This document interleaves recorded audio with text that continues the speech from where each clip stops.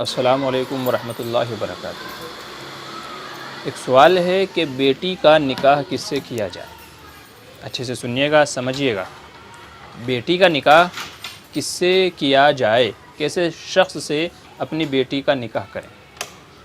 حضرت حسن بصری رحمۃ اللہ علیہ اس کا معیار بیان کرتے ہوئے فرماتے ہیں کہ اپنی بیٹی کا نکاح ایسے شخص سے کرو جو اللہ سے ڈرتا ہو، یعنی جو متقی ہو، دیندار ہو، پرہیزگار ہو، ایسے شخص سے اپنی بیٹی کا نکاح کرو۔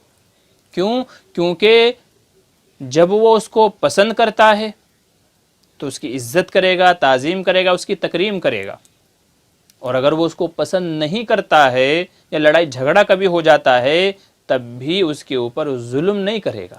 کیوں؟ کیونکہ وہ اللہ سے ڈرتا ہے، وہ حساب و کتاب سے ڈرتا ہے، وہ عورت کی عزت کو، اس کے حقوق کو ادا کرتا ہے، لہٰذا اگر ناپسند بھی کرے گا، کبھی ناراض بھی ہوگا تو عورت کے اوپر ظلم نہیں کرے گا۔ تو بیٹی کا نکاح کس سے کرنا چاہیے؟ جو اللہ سے ڈرتا ہو۔ اگر سمجھ میں آ گیا ہو تو آج ہی سے اس کے اوپر عمل شروع کر دیں، کیونکہ بیٹیوں کی اگر خوشی دیکھنا چاہتے ہیں تو واقعی بیٹیوں کی خوشی اسی کے اندر پوشیدہ ہے، چھپی ہوئی ہے کہ ہم اپنی بیٹیوں کا رشتہ مالداروں میں نہیں بلکہ دیندار لوگوں میں کریں۔